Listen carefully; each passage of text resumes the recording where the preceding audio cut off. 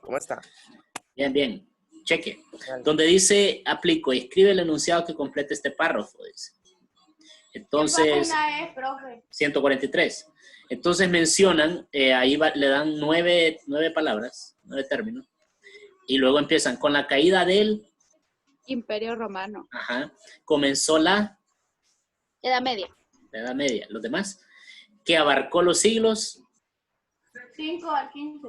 del 5 al 15. Activen sus cámaras, jóvenes, todos. Porque también en octavo los estaba regañando porque a mí me dijo el director que todos tienen que activar sus cámaras y no que lo saque de la clase. Aquí está la opción para sacar de la clase. Solo le doy donde dice retirar y retiro a la persona. Porque no queremos que gente de otro lado se meta a la clase. Entonces, con la caída del Imperio Romano comenzó la Edad Media que abarcó el siglo 5 al 15 de nuestra era. En ella ocurrieron hechos importantes como el surgimiento de un nuevo sistema económico, político y social. ¿Cómo se llamaba ese sistema? El feudalismo. Feudalismo. El feudalismo. A la cabeza estaban los... Vamos a ver, Génesis. Génesis no tiene... Monarca. Sí, no Génesis. tiene audio. Entonces, Nazaret, a la cabeza estaban... Y creo que Nazaret tampoco.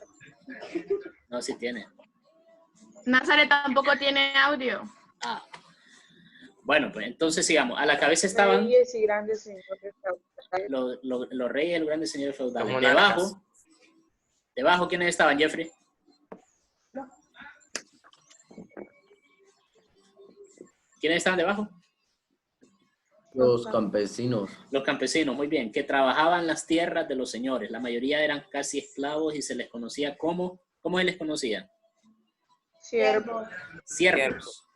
En la Edad Media la economía se fundamentaba en la Agricultura. agricultura, muy bien. Y la Ganadería. ganadería. Entonces, esto estuvo fácil, esa primera parte. Luego menciona, explica el papel de la iglesia en la Edad Media. Se lo puede decir yo. Fue una institución con gran poder político. Todos sabemos que tenía mucho poder. Determinó la moral y la forma de vida de las personas. El poder económico de la Iglesia Católica fue considerable. Tenía tierras, muchas tierras. Tenía ejército también. Gran cantidad de tierra estaba en poder de los monasterios y de los conventos. Ese era el papel. Si tienen algo similar, está bueno. Luego dice, escriba los adelantos o inventos geográficos de la Edad Media. ¿Dónde había adelantos? En la navegación, como la brújula, el astrolabio. Las naves se volvieron, los barcos se volvieron más modernos con las carabelas. Los nuevos mapas involucraban ya lo que son la latitud y la longitud. La tabla oceánica que utilizaban más que todos los navegantes portugueses.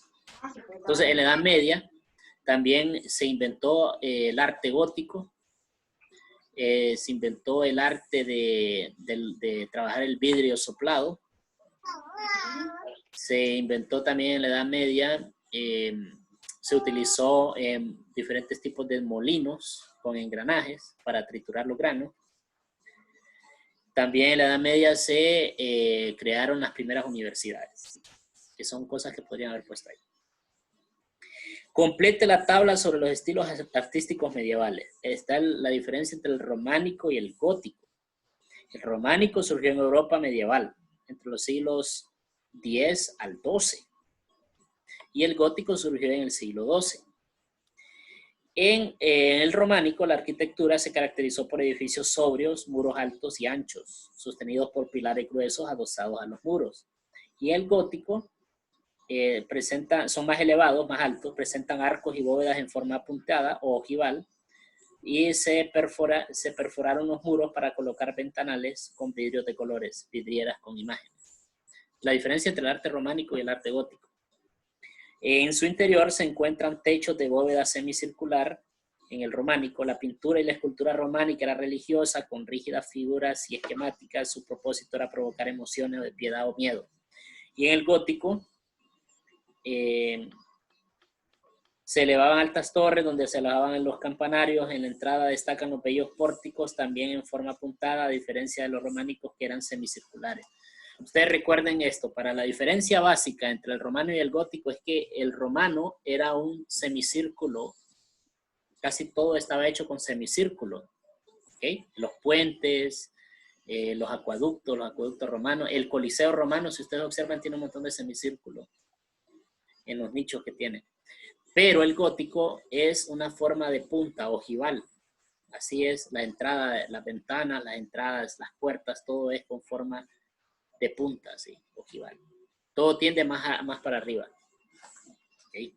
Entonces ustedes en el libro lo pueden ver precisamente en la página anterior, donde aparece una catedral estilo gótico en Amiens. Y existe también una catedral de Pisa en estilo románico. Ahí pueden ver la diferencia arquitectónica que les estoy diciendo. Muy bien, en la siguiente página, en la 144, dice, escriba la letra del término que corresponde a cada definición. Y menciona, abarca desde el principio del poblamiento de América hace unos 40.000 años hasta la llegada de los españoles en 1492. En Honduras es la época que contempló el esplendor de la civilización maya. Que es la letra B, época prehispánica. Luego dice, se caracteriza por la pacificación política de Centroamérica, pero con una persistente pobreza y creciente violencia e inseguridad social en el marco de la mundialización de la economía. ¿Qué letra es? Actual. Ah. La época actual, o sea, lo más feo. Luego dice, inició con la exploración y conquista de América y concluyó con el inicio del proceso de independencia, en el caso de Honduras, realizada en 1821. ¿Cuál es esa? Colonial. La época colonial. Muy bien, entonces esas serían 3 periodos de la historia de Honduras bien importantes. La prehispánico, la colonial y la contemporánea. ¿Okay? Entonces, ahorita lo que hemos estado viendo es todo prehispánico. ¿Por qué? Porque nosotros no hemos hablado de... Hablamos un poco de la Edad Media, ¿verdad? Pero la Edad Media en Europa fue diferente a cómo se vivió aquí. Porque aquí en América era 1800 y todavía había Edad Media. Porque se trataba a las personas como siervos. Ya en Europa ya habían pasado a otra etapa llamada la Ilustración. Pero aquí se independizó Centroamérica y seguían tratando a la gente como en la Edad Media. Hasta llegar a 1900 empezaron a cambiar. ¿Se imaginan ustedes? En Europa ya habían pasado 3 siglos que había terminado la Edad Media y nosotros seguíamos en la Edad Media en América. ¿Okay? Casualmente vi una película de un director hondureño ayer que se llamaba Sami Kafati, que trataba así, o sea, una película como de 1900 y algo, y todavía existía esto que los siervos, que le hacían caso a él, que él le quitaba las tierras a los siervos y que los miraba como basura y así. Sí, sí, es que aquí en América no se logró superar. Es que una cosa es decir, somos independientes y celebrar ahí, tirar cohetes, pero si no cambia la estructura económica, si no cambia las relaciones políticas, las relaciones sociales, si no cambia profundamente la sociedad, solo con decir somos independientes no se hace nada. No. ¿Okay?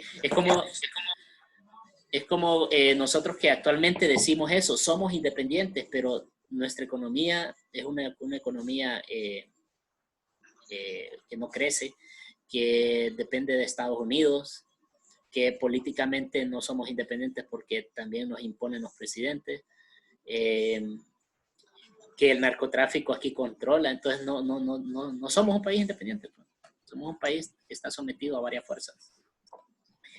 Entonces, luego dice número 2, escriba el instrumento que representa la imagen. Y aparece ahí 3 instrumentos. El primero, vamos a ver, La Jeffrey, brújula. ¿qué es ese instrumento, Jeffrey? Ya lo dije. ¿Ah? Ya lo dije, profe. Ah, ya dijo brújula. Entonces, el segundo, Jeffrey, ¿qué es? Un mapa. Un mapa, sí. Y el tercero, Susan. Eso no supe qué era. ¿Alguien sabe cómo se llama? Astrolabio. Astrolabio, así se llama. Era como una brújula, pero servía para guiarse a través de las estrellas en la noche, porque los navegantes miraban las estrellas y sabían dónde estaba el norte a través de la estrella polar. Necesito que Magdiel, Alejandro y Yair activen su cámara porque no lo puedo expulsar de la clase, porque no sabemos quiénes son hasta que no le miremos la cara. Entonces póngase pilas porque lo voy a sacar de la clase. Luego dice, dibuje y explique un invento sumerio. Alguien, por ejemplo, vamos a ver, Gabriela, ¿qué dibujó usted ahí?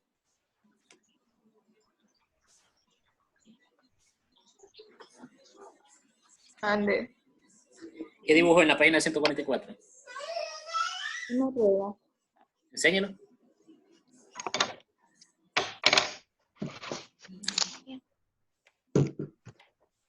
Una rueda, sí, una llanta.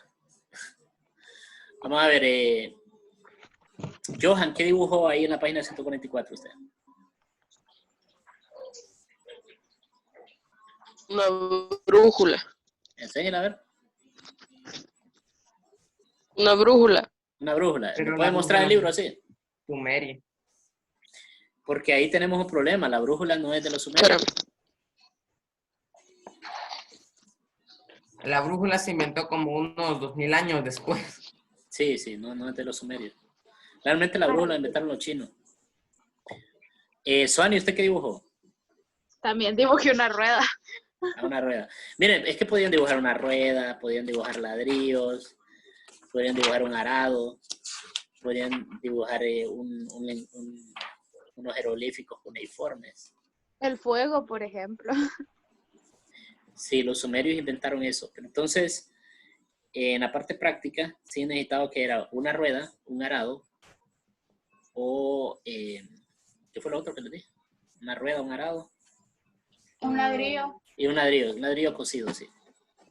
Recuerden que le dije la vez pasada que los ladrillos cocidos son impermeables. Entonces, si usted hace una casa con ladrillos cocidos y llueve, no se le va a deshacer. Pero si no cuece esos ladrillos, sí se le deshace. ¿Por qué? Porque la temperatura hace que la arena se vuelva vidrio. Que la arcilla se vuelva vidrio. Se vitrifique, pues. Porque alguna vez preguntaron ustedes de dónde sale el vidrio. ¿Cómo hacen el vidrio? Arena. Es arena. El vidrio es arena. ¿Qué cosa, man? Entonces, luego váyanse a la página 145 y dice, explica la civilización egipcia, romana y griega. Entonces ahí la egipcia surgió hace 5000 años a orillas del Nilo, aproximadamente. Desarrolló una de las culturas más ricas y originales que la historia ha dado, ¿verdad? Es un estrecho y largo valle entre inhóspitos desiertos del río Nilo. De ahí surgió la civilización egipcia. Ahora, la romana surgió hacia el 753 a.C. Se fundó ahí la ciudad de Roma a orillas del río Tíber. Con el tiempo sería la capital de uno de los mayores imperios de la antigüedad. La griega se localiza en Europa al sur de la península balcánica. Desde el siglo XII a.C. se desarrolló ahí una de las culturas más notables de la antigüedad y fue la base de la civilización occidental. Así, más o menos eso tienes que tener. En la número 5 dice, escriba la estructura social de la Edad Media. Entonces ahí tienen la pirámide y en la parte más alta, obviamente está el rey. Y en la parte que le sigue al rey hacia abajo está el alto clero. Ese es el papa y los cardenales. Luego estarían los señores feudales en la tercera posición. En la cuarta estarían los artesanos, ya lo ven, están trabajando. En la quinta estarían los campesinos libres, y por último estarían los siervos. ¿Okay? Esa es la pirámide y en ese orden. Y al final le preguntan qué cambios experimentó la iglesia durante la Edad Media. Fueron varios cambios, la verdad. La iglesia poco a poco fue perdiendo el poder político. Se fue haciendo más la reforma protestante. ¿Cómo se llama la reforma? La reforma protestante la debilitó y hizo que aparecieran países enteros que ya no eran católicos, como Alemania, como Noruega, como Austria, como El Suiza, norte de Europa principalmente. que se decidieron desligarse de la iglesia católica y ser evangélicos protestantes. Los que O sea, se quedaron católicos fue España, Portugal, Sí. Italia. Francia. Entonces, eso pueden poner ahí, que durante la Edad Media tuvo mucho poder, pero poco a poco lo fue perdiendo, y con la reforma protestante terminó de ser la más grande e importante en Europa. Ahora, la Revolución Francesa. De esto no nos va a ajustar mucho el tiempo, porque son las 10:27. Pero dice, en la Revolución Francesa, vamos a la página 146. Para tener una idea de por qué sigue la Revolución Francesa, hay que entender la secuencia cronológica. La Edad Media termina con los grandes descubrimientos geográficos, con la llegada de Colón a América, con la Reforma Protestante, con el Renacimiento en las artes y en la arquitectura, con el humanismo filosófico, con las ideas de los filósofos ilustrados que creían que la razón era más importante que la fe y que la tradición y que las costumbres. Entonces, estas personas empezaron a cambiar las sociedades de su raíz. Entonces, ya cuando llega el siglo XVII y el siglo XVIII, ya la sociedad europea ya ha cambiado radicalmente. Ya no están en ese esquema medieval, sino que ya están pensando en otra nueva forma de progreso y de sociedad. Entonces, ahí donde dice aprendo, léalo Esteban, donde dice aprendo, a finales del siglo XVIII. Ok. A finales del siglo XVIII, casi toda Europa estaba regida por el sistema del gobierno absolutista. Este se basaba en un régimen donde los reyes ejercían el poder en todos los ámbitos. La monarquía decretaba los impuestos que pagaba el Estado llano, que era la mayor parte de la población. Estas medidas impositivas condujeron a una pobreza creciente que terminó por desesperar al pueblo. La búsqueda de igualdad de condiciones motivó al primer intento de formar un Estado cuya legitimidad viniera de la voluntad popular. Fue una expresión de la crisis de las monarquías absolutistas de Europa. El proceso revolucionario francés marcó el inicio del Estado moderno y destruyó el fundamentalismo del antiguo orden social. Muy bien. Hasta donde leyó Esteban, estamos viendo que la crisis de la Edad Media se agudizó en Europa debido a que ya la gente ya no quería esos regímenes gobernados por los reyes absolutistas. Ya querían que el gobierno fuera el reflejo de la voluntad del pueblo y no de la voluntad de una sola persona. ¿Okay? Entonces se estaba ya exigiendo en la sociedad que cambiara eso y que se avanzara hacia algo democrático. Porque si hablaba de la igualdad es porque todos tenemos la capacidad de razonar y de poder elegir. Entonces, los problemas económicos que tenía Francia eran tan graves que para comprar un pedazo de pan tenía que trabajar toda una semana. Imagine usted que para comprar una bolsa de pan tenga que trabajar toda una semana, solo para una bolsa de pan. Mientras que los reyes podían comer todo lo que quisieran y más. Sí, entonces los reyes y los nobles desperdiciaban la comida y los pobres estaban muriéndose de hambre literalmente. Entonces la gente se cansó de eso y realmente no fue la gente la que empezó a organizar, la gente común, ¿verdad? El pueblo, la que empezó a organizar la revolución, sino que fue una clase emergente llamada la burguesía, que eran los comerciantes que habían obtenido mucha riqueza a través del descubrimiento de América, y ellos ya eran más ricos que los nobles, solo que no eran condes, ni eran duques, ni tenían ningún título, pero tenían más dinero que ellos. Incluso los condes les quitaban prestado el dinero. Entonces, estas personas ricas dijeron, ¿cómo es posible que nosotros tengamos el dinero y nos manden este montón de gente que ya decadente, ya que no tiene poder real? Entonces, poco a poco se fueron abriendo espacios y unificando ideas para cambiar ese régimen, el régimen antiguo por un régimen nuevo. Y quienes lo hicieron fueron los revolucionarios que eran burgueses. Y se pusieron del lado del pueblo, diciendo de que ellos sí iban a ayudarle al pueblo a que hubiera más justicia. Entonces la Revolución Francesa es una revolución burguesa, o sea que la gente de dinero la financió. Y la gente de dinero la planeó, no la planeó el pobre. Porque sin menospreciar... Ajá. Que si hubiera sido solo una idea del pueblo, probablemente no se hubiera llevado a cabo. Porque sí, exactamente, sí, exactamente. Fue una idea de los burgueses, ¿okay? Y fue una idea que fue tomando fuerza porque el pueblo los apoyó. Pues. Entonces, el pueblo es fundamental, pero no es el motor de esa revolución. Entonces, en la Revolución Francesa, para ir terminando, porque después vamos a Cívica, los problemas económicos que Francia afrontó durante el reinado de Luis XVI, que era el rey de esa época, fueron el detonante de la Revolución Francesa. Ante la crisis, el rey reunió a la asamblea de notables y ahí se planteó que para salvar a la monarquía de la bancarrota debían aumentarse los impuestos y cobrarlos también a la nobleza. O sea que lo más brillante que se le ocurrió al rey era cobrar más impuestos. Entonces,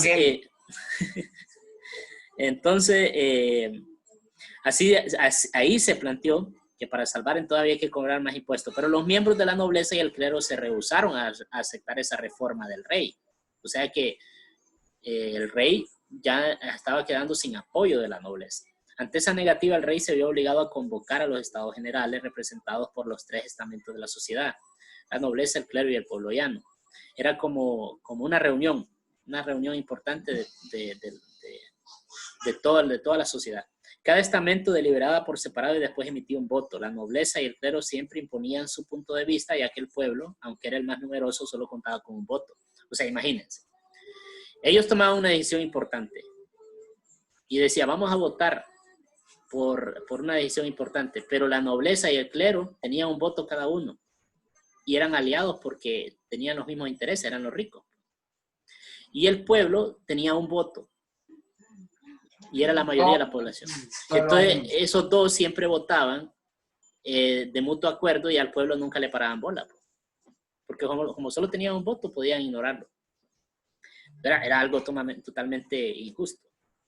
El tercer estado, al ver fallido los intentos de votar por cabeza y lograr las reformas planteadas, se autoproclamó Asamblea Nacional Depositaria de la Soberanía. Eso significa que el representante del pueblo no estuvo de acuerdo con los votos de la nobleza y del clero y entonces mejor decidieron, esto ya no va a ser una asamblea de estados generales, va a ser una asamblea soberana donde el pueblo va a definir mejor tener su propia forma de gobierno. ¿Okay? Entonces, esto significaba el fin del absolutismo, ya que convertía a Francia en una monarquía constitucional en la que el rey ya no podría actuar solo, sino que estaría limitado por el poder de una Cámara de Representantes elegidas por el pueblo, o sea, un Congreso. Frente a esto, Luis XVI quiso disolver la Asamblea Nacional Constituyente, pero los habitantes de París se amotinaron, o sea, hicieron una huelga, y el 14 de julio de 1789 se apoderaron de la Bastilla. La Bastilla era una cárcel donde estaban los presos políticos. O sea, en la Bastilla estaban la gente que estaba en contra del rey, porque el rey era mal rey. Entonces el rey lo que hacía para zafárselo era meterlos a la cárcel. Entonces la gente se enojó y lo fueron a abrir esa cárcel y salieron todos los presos. Se apoderaron de la Bastilla. Este levantamiento popular fue el que da inicio a la verdadera revolución. Tras el asalto a la Bastilla, la Asamblea aprobó 4 medidas de gran importancia que en síntesis fueron las siguientes. Proclamó la igualdad de los ciudadanos ante la ley, que eso era la primera vez que se hacía en Europa. Recuerden ustedes que los ciudadanos siempre no eran considerados iguales, pues. Habían clases privilegiadas. Pero con la Revolución Francesa dijeron, ¿cuál clases privilegiadas? Todos vamos a ser iguales ante la ley, con los mismos deberes y obligaciones. Se aprobó la Declaración de los Derechos del Hombre y del Ciudadano, que obviamente no incluía a las mujeres, porque a pesar de que la Revolución Francesa era muy moderna y muy avanzada. No era tan moderna ni avanzada. Era muy moderna, pero a las mujeres no las consideraban ciudadanos. Entonces, cuando dicen los derechos del hombre, es literalmente del hombre, ¿va? O sea, ahí no involucraban a las mujeres. Hasta después, pasaron unos 50 años más o menos, y empezaron a involucrar a las mujeres. Aprobó la Constitución Civil del Clero, por medio de la cual los cargos eclesiásticos serían regulados por las autoridades civiles. Eso sí le puedo decir que fue excesivo, porque se metieron a controlar las iglesias y eso no tiene sentido. Pues si querían ellos hacer que la sociedad fuera más racional, deberían promover la ciencia y las escuelas, pero no controlar las iglesias, porque las iglesias no necesitan que nadie las controle, cada quien va voluntariamente. ¿Okay? Aprobó la Constitución de 1791, en la que se proclamaba la soberanía nacional, la división de poderes y el derecho al voto. Entonces, ahí dejó de ser Francia una monarquía gobernada por un rey a ser una asamblea, donde tenían derecho todas las personas a votar. Los hombres. Así hasta que llegó Napoleón. Sí, pero los hombres tenían derecho al voto de los hombres. Ahora, ¿cómo fue el desarrollo? Ahí en la página 147 hay una serie de fechas. cuando inició el toma de la Bastilla, la Revolución Constitucional, la Convención Nacional, la República Jacobina. Miren, habían dos grupos, los jacobinos y los girondinos. Los jacobinos eran los más radicales, los que querían que la revolución fuera total, una revolución donde solo desapareciera todo lo viejo, pues. Entonces ellos estaban dispuestos a matar a todos los que estaban en contra de la revolución. Como Y los bolcheviques. Sí. Eran como los bolcheviques de la revolución. Sí, eran los más radicales, mientras que los girondinos eran moderados. Ellos decían, sí, vamos a hacer nuestra revolución, pero sin contradecirnos, porque nosotros hablamos de igualdad, de libertad y matamos a la gente como que, ¿qué onda ahí va? Nosotros hablamos de que hay que basarnos por la razón y no por el fanatismo y estamos matando gente. Entonces, ¿cuál razón nos estamos pasando? Los girondinos eran más racionales y los jacobinos eran más emotivos. Y por eso, al final, los jacobinos pusieron un régimen donde ellos lo controlaron y Robespierre se volvió el líder.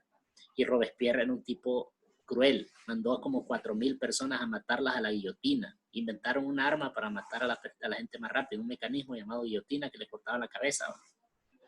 Entonces, este señor Robespierre... Es la forma más humana de matar a alguien. Sí, este Robespierre mató un montón de gente y al final los mismos amigos que le habían ayudado también los mandó a matar y entonces ya todo el mundo lo miraba como un loco, entonces mejor lo mataron a él también. Entonces, ¿cómo es posible que la Revolución Francesa dijera que se basaba en la razón y se terminaron matando ellos mismos? ¿Me lo pueden explicar? Muy complicado. Ajá. Porque ¿Verdad? si se pone, porque, o sea, si se pone a pensar, yo pienso que estas personas también como que buscaban sus intereses, o sea, tipo, estaban como siendo hipócritas porque ellos hacían como que de verdad les importaba, pero su principal medio o motivo era ellos estar a la cabeza del gobierno. Sí, o sea, obtener poder, era una ambición de poder. Entonces, el discurso ideológico de ellos era que había que utilizar la razón para el progreso, pero una cosa es el discurso ideológico y otra es la realidad. Es lo que pasa también con lo que pasó más adelante en la historia, como lo vamos a ver en la clase. Los nazis tenían un discurso ideológico donde ellos decían que ellos eran superiores a las demás razas y que ellos iban a llevar el progreso a todo el mundo y para llevar el progreso a todo el mundo mataron como a 10 millones de personas, directa e indirectamente. Entonces, ¿en qué estamos? No tiene lógica, ¿verdad? Tiene sentido. Igual la Revolución Rusa terminó matando a 20 millones de rusos, o sea, a su propia gente, y por una ideología que decía que iban a llevar el progreso y iban a mejorar y a desarrollar su sociedad. Entonces usted dice, toda esta gente que es ciega de sus ideologías, al final termina siendo peor muchas veces que lo que pretendían derrotar o vencer. Entonces, indirectamente se dan cosas positivas, porque gracias a la Revolución Francesa, pues los países se fueron quitando ese yugo de los reyes absolutistas y poco a poco en toda Europa se fue contagiando esas ideas y al final desapareció la Edad Media y se vino una nueva Edad Moderna. Pero una Edad Moderna basada en la razón, en el discurso, pero en la práctica no era racional. Hay que tener claro eso. Porque nosotros por lo general nos venden una historia muy romantizada, una historia muy idealizada, pero la verdad es que los humanos somos bien salvajes. ¿Okay? Y si logramos avanzar en algo, a veces es de forma indirecta, no de forma directa. Entonces dice, aplico. Para terminar, aplico. Escriba los acontecimientos que dieron origen a la Revolución Francesa. Escriban ahí. Número 1, los impuestos pagados por el pueblo. Escriba ahí, los impuestos. Número 2, la búsqueda de igualdad. Número 3, los problemas económicos. Problemas económicos. Número 4, la formación de la Asamblea Nacional.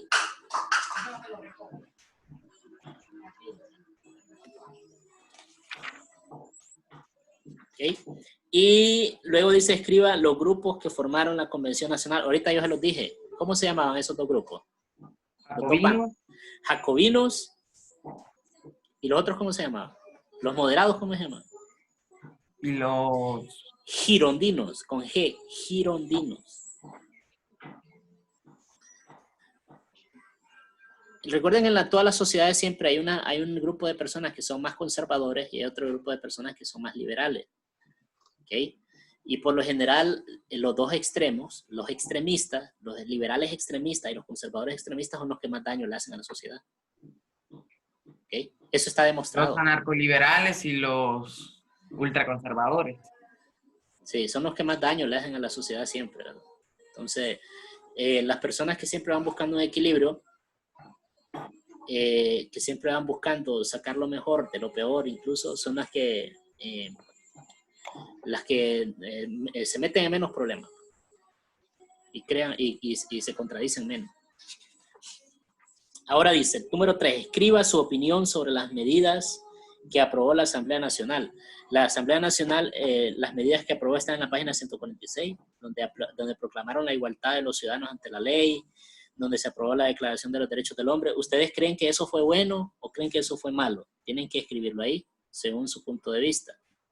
Recuerden solo un detalle, que si bien esas medidas fueron buenas, estaban incompletas porque solo hablaban del hombre, no incluían a la mujer.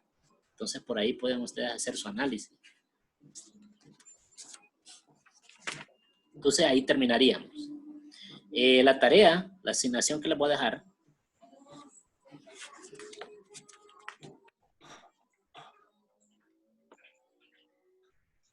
es de la Revolución Industrial, jóvenes. Van a ver un video y van a hacer un análisis de ese video. Yo les voy a mandar el link del video al grupo. Entonces escriban ahí, análisis del video de la Revolución Industrial. Una página.